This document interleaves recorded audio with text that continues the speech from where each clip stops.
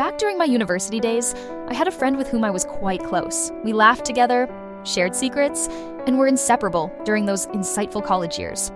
We formed a bond over late-night study sessions, spontaneous road trips, and countless cups of coffee. I remember feeling so grateful to have her in my life. She was someone I thought would always be there through thick and thin. Then, everything changed about 2 years ago when she met the love of her life and got engaged.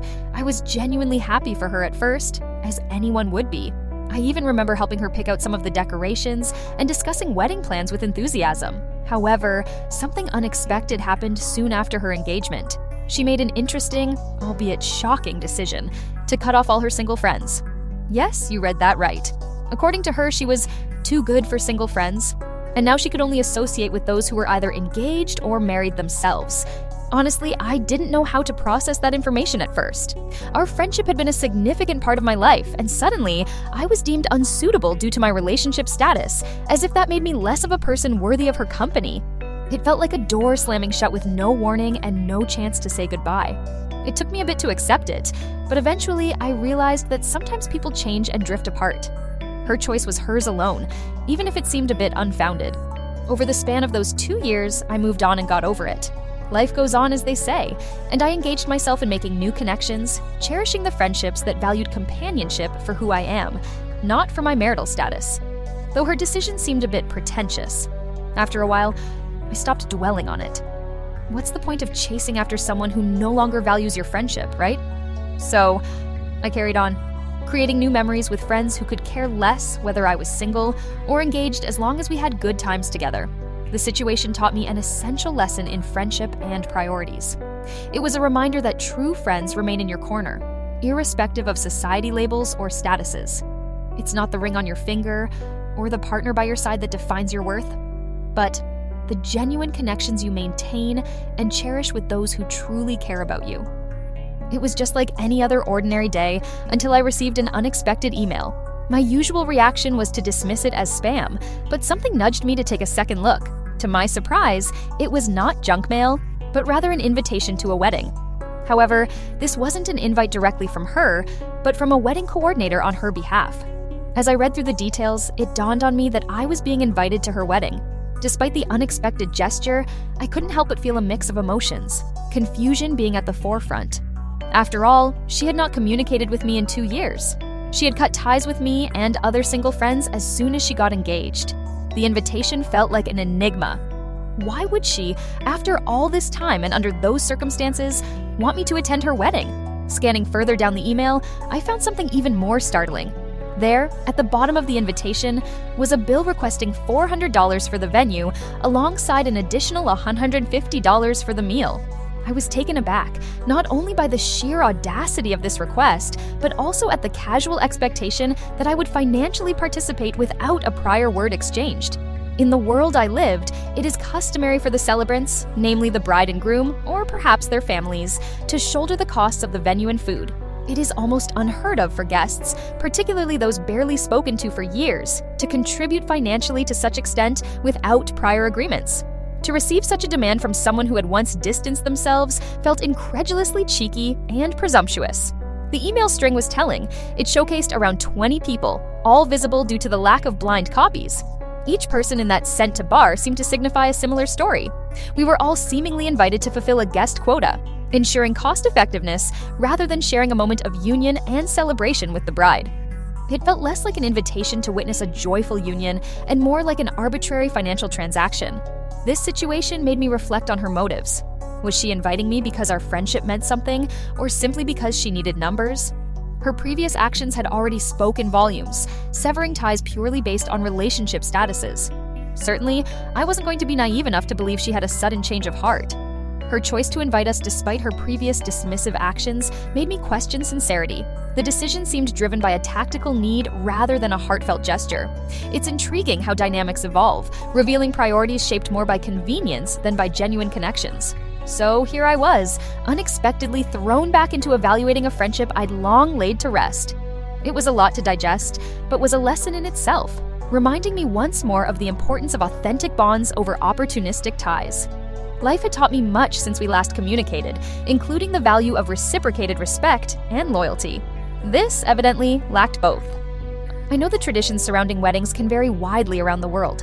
In many places, it's customary for the bride and groom, perhaps with some assistance from their families, to cover the expenses for the venue and the food. It seemed incredibly unusual, even slightly outrageous, to expect distinguished guests to foot the bill for attending.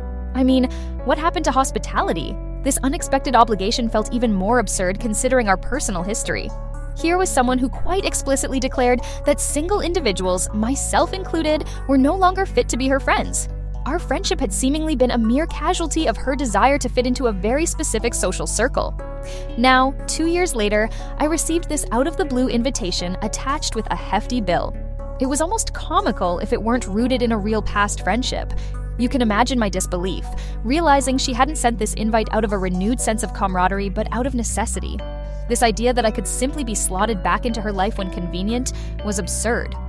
After all, we'd stopped being a part of each other's lives as a direct consequence of her choices, not mine. It was quite audacious to assume that I'd be willing to contribute to her wedding costs now. The more I thought about it, the clearer it became. She wasn't reaching out because she missed our friendship or wanted to reconnect. The sentiment was purely transactional, which frankly was rather sad. If anything, this development was just a stark reminder of the perils of transactional relationships and friendships based on social standing rather than genuine connections. I could almost sense the implicit message woven into the invitation's demands. It felt as if my participation and financial contribution were necessary stepping stones ensuring the success of her matrimonial celebration. And yet, she ignored the importance of acknowledging past grievances or offering an olive branch. Surely, she understood the significance of these gestures, especially when reaching out after burning bridges. Ultimately, this strange invitation illuminated more about her current state than she might have intended. Already, it seems her grand plans had left her reaching out desperately to past connections she previously deemed irrelevant. It was both enlightening and disheartening. A stark lesson in how life's relational shifts can sometimes resurface in unexpected and charged ways. Edit. Okay, after I declined to her coordinator, the bride messaged asking why I declined, so I'm gonna give my response. As the message popped up on my phone, I felt a mix of annoyance and curiosity, but mostly, it was the urge to have an honest moment that guided my reply. I mean, when presented with such audacity, what else could I do? I took a deep breath and replied, explaining as diplomatically as possible that it was unrealistic for me to finance such an expensive invitation. I tried to lay it out plain and simple without adding any unnecessary emotional weight to the conversation. After all, what was done, and there was no going back to how things used to be. When I pressed send, I instantly wondered how she'd take it.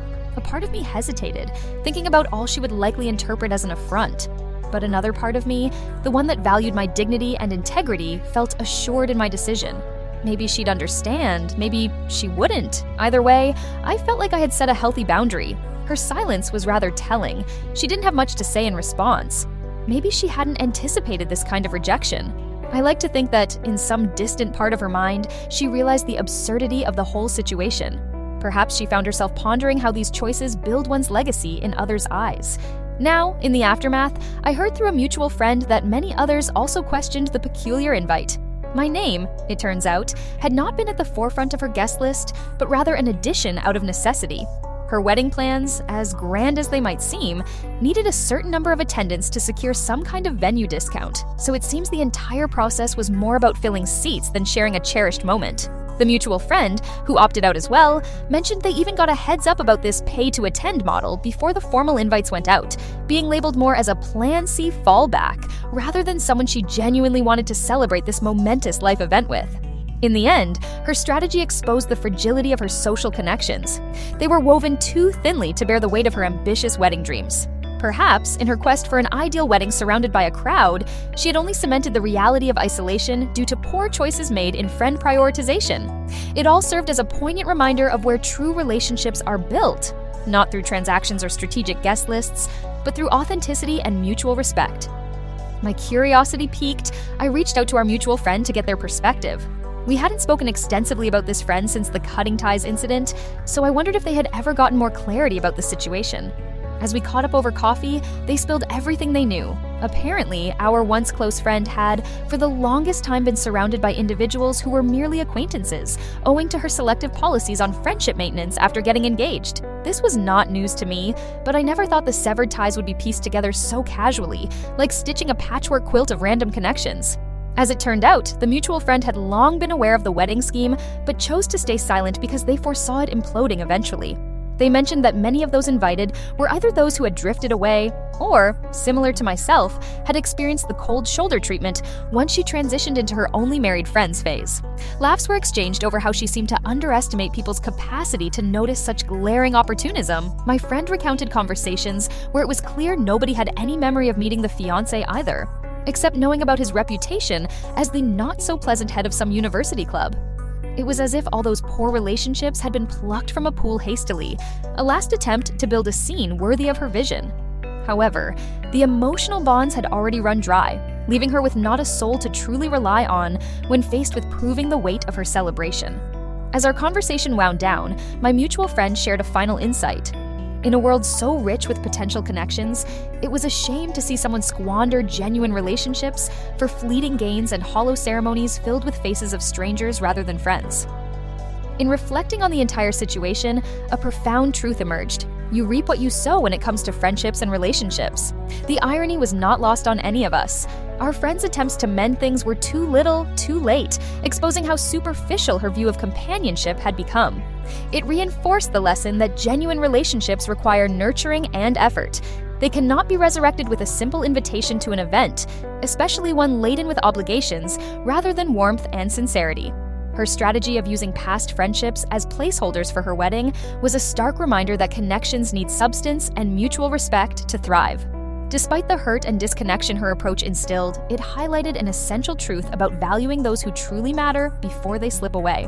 As I wrapped up my discussion with the mutual friend, it became clear that while our estranged friend had missed an opportunity to hold on to genuine bonds, it had only strengthened my appreciation for the authentic connections I still have. In the end, the entire episode was a lesson in the importance of cherishing and nurturing relationships you hold dear. Only then can you truly expect loyalty and support when you need it most.